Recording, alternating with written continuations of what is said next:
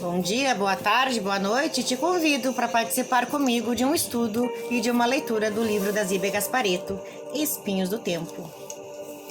Menelau pensou em Maria Antônia e nas cartas infamantes. Não se sentiu com coragem de perguntar.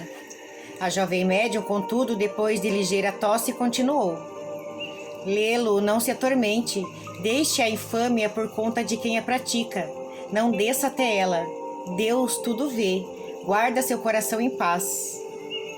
O que deverei fazer? Orar, confiar, esperar.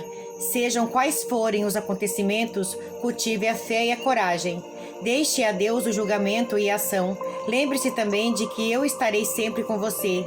Ligue-se comigo pela prece e farei tudo para ajudá-lo. Coragem, agora preciso ir. Deus a abençoe, disse.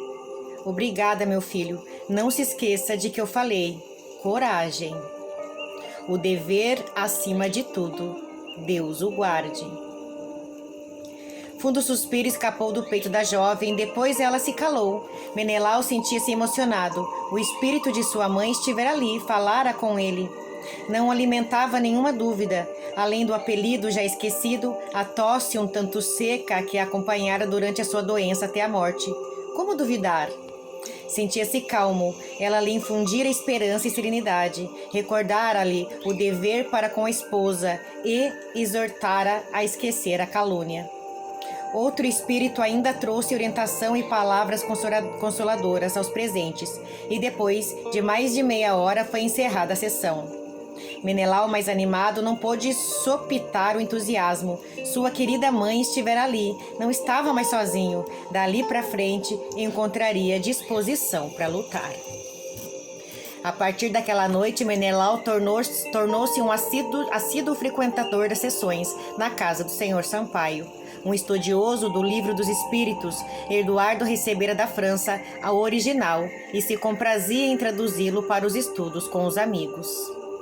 Menelau foi aos poucos sentindo-se mais sereno. O espírito de Dona Agnes, sua mãe, várias vezes se comunicara pedindo-lhe paciência com Maria Antônia.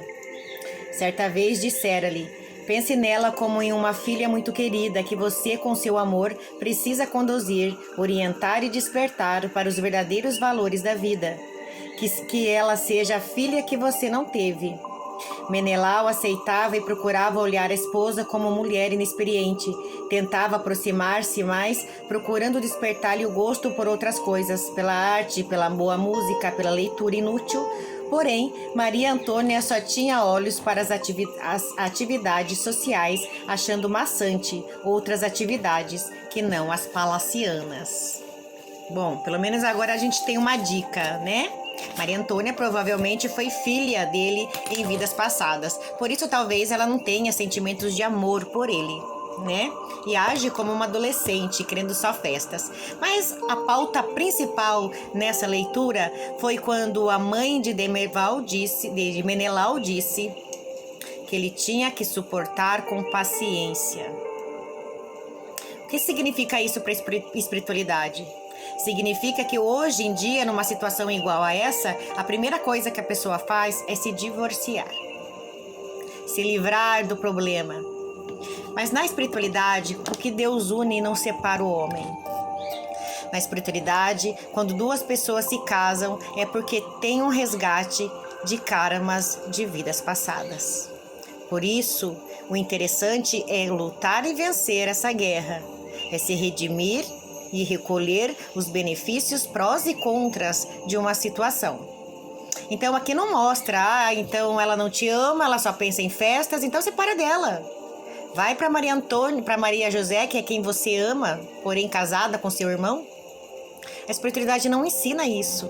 Não ensina que devemos nos separar, mas devemos sim lutar com paciência e resistir, porque muitas das vezes a espiritualidade coloca debaixo do mesmo teto inimigos do passado.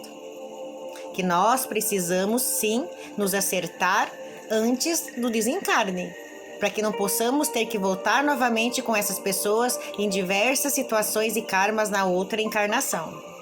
Quando na Bíblia diz: perdoa o seu irmão enquanto segue com ele no caminho em direção ao juiz, porque depois que chegar ao juiz é tarde demais. E o juiz é o desencarne, é quando a nossa consciência se expande de todo o mal que praticamos para nós e para outras pessoas.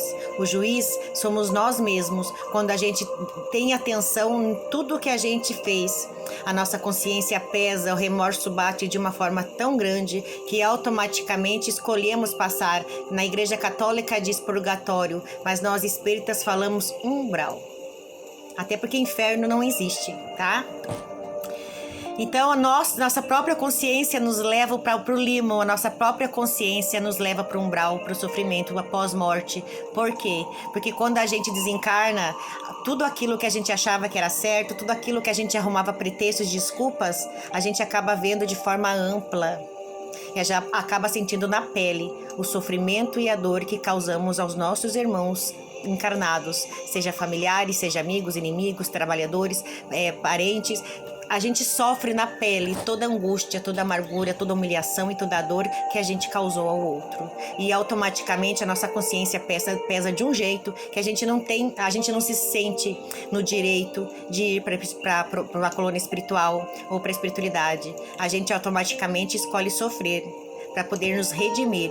E quando chega uma época que a gente não aguenta mais sofrer, a gente é recolhido, levado para o plano espiritual, e lá a gente é conduzido ao conhecimento, à retratação, à cura e depois o reencarne com aquela pessoa com quem a gente fez sofrer, talvez aquela pessoa fazendo-nos sofrer de novo, para que a gente possa quitar os débitos de vidas passadas, tá? Então, pelo que deu a entender aqui, Maria Antônia deve ter sido filha dele em outra encarnação, por isso não tem o sentimento de amor, de marido, de mulher, de homem e mulher, tá? Dentro dessa encarnação. Ele não ama ela e ela não ama ele, porque o vínculo matrimonial espiritualmente não existe. Mas a mãe dele aconselhou que mesmo assim ele precisa ficar, lutar e ter paciência com ela, porque ela é o karma dele, é o resgate dele. Fugir, se separar não é a ideia. A ideia é ficar e lutar até o fim, porque como diz os padres na igreja, o que Deus uniu, o homem não separa, e que irão ficar juntos, casados espiritualmente, até que a morte os separe. Pense nisso. Tenham um bom dia, fiquem com Deus, a live já vai começar.